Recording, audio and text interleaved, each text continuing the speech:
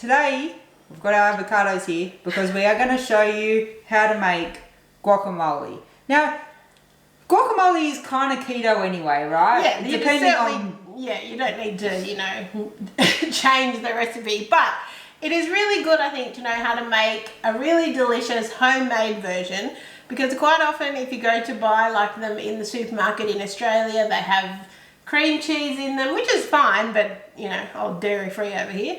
And like sometimes they have vegetable oils in them. Yeah, so you can just control it and it's nicer. Yeah, it is really yummy. And it's so versatile, like on a taco salad, on an omelette, even just with some eggs for breakfast. Crackers. Even like some grilled chicken or something. Yeah, exactly. So I think it's just a good thing to know how to make. And this is our, favourite way to make it. Obviously, you can tweak it, jalapenos, coriander, all of that. But this is just a really basic, yummy version. So guys, please make sure you give it a thumbs up if you like these recipe videos, because that lets us know that you like us doing these types of videos. Okay, so I'm actually going to start by using this as like the base of our guacamole, which is like, in Australia it can be called a French shallot, an eschalot, but it looks like a small kind of funny shaped onion, and it can be confusing because I think we call spring onions shallots, but this is what I'm talking about. It's like a French shallot, or in the Woolworths it said shallot onion, that type of thing. But basically it's like a milder version of an onion, almost a cross between an onion and garlic. And I prefer it to like red onion, because I find like the flavour it a bit too overpowering. So what we're going to do is finely dice this first of all. So you can find these where the onions are. Coles and Woolworths have them. Yes. They're really easy to find at most. We've never struggled to find them at the supermarket. But they're right where the onions are. Yeah, and you only really need to use a small amount because they are, onion varieties tend to be like a little bit higher in carbs.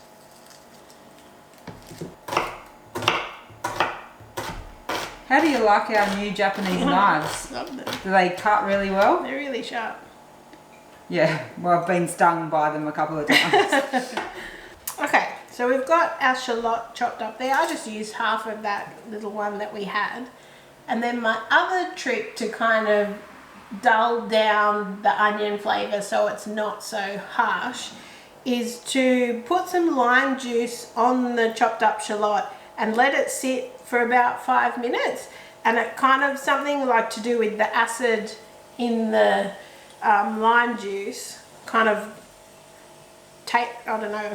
I don't know the science behind it, but it makes the onion less strong. There we go. So you just want to make sure that the shallot is covered by the lime juice, and then just let it sit for about 5 minutes, and that will really kind of, take the edge off the onion, and it makes it really delicious.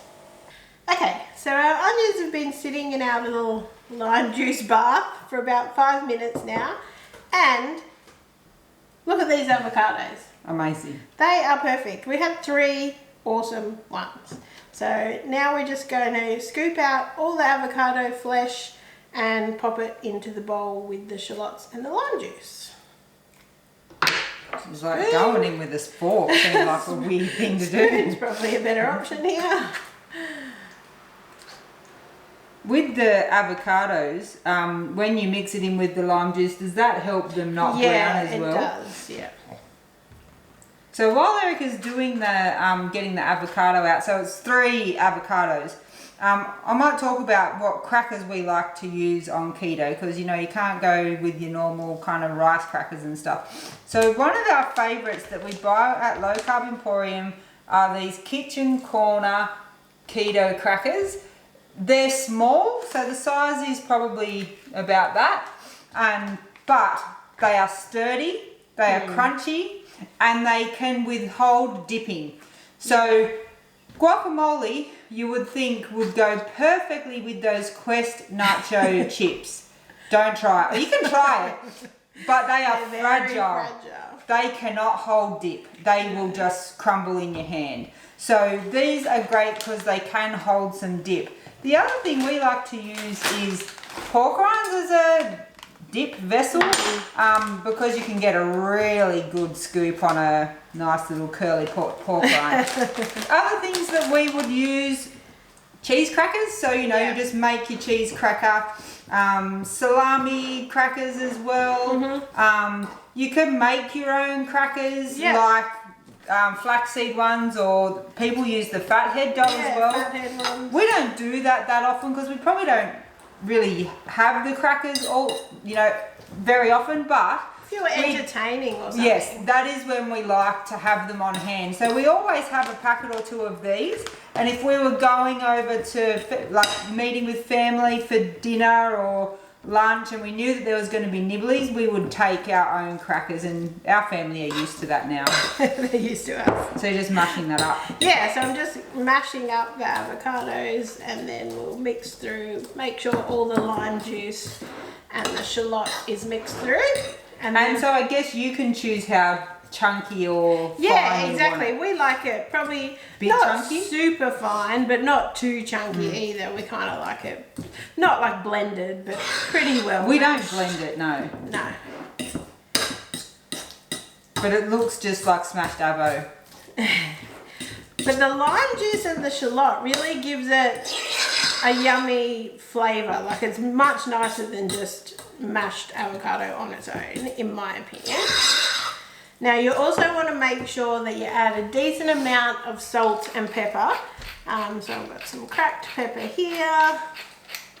We really like pepper. Well, I really like pepper. Dan likes it by default. I just eat what's given to me. It's And tough to be me. With the salt, you want you probably want to taste it and do it to your kind of liking, but make sure that it's seasoned because it really brings out the flavours, makes it taste more delicious. But that's how easy That's that pretty is. simple. I mean, I could do that. and it's not that, I know it's easy to grab a dip at the supermarket, but this is not that hard. And when the avocados are on a good price, you end up with a really decent amount. Also, I know, normally we would buy the avocados a little bit in advance so that they were ripe, but we bought 2 of those avocados yesterday and they were ripe enough, so... Now, there's a lot of methods as well around how to keep it from going brown in the fridge. I've seen ones where you put it in a container and then put water on the top and then you pour the water off. I don't know about that. I just like to put Glad Wrap straight on the surface of the avocado and push it down and get the air bubbles out. If it gets a little bit brown, I just mix it up. You don't really notice. But if you just put it in a container, it'll probably get a brown layer on the top. So it is best eaten fresh, but it will keep for a couple of days. So I don't want to open, these are both unopened crackers, so I'm going to You're going to go taste it. straight in, just straight up. Straight in. You got to taste it. I haven't made it for ages, actually. You haven't made it for ages. The shallots and the lime juice is what obviously sets it apart from just being mashed avocado. Yeah. But it's delicious, and I could sit there with some crackers and really, really enjoy that. Yeah, and it's not... You don't feel like it's like a second cousin. No. It's just delicious guacamole. And it's guacamole. It's keto guacamole, but it's also just Regular guacamole. But yeah, you could definitely add some chopped tomatoes, some jalapenos, some coriander if you want to jazz it up more. But we like it just like that. This. We hope you found this video useful, guys. Please subscribe to our channel because we're very, very close to 5K. We're right there. We want it bad. Thanks so much for watching. Bye.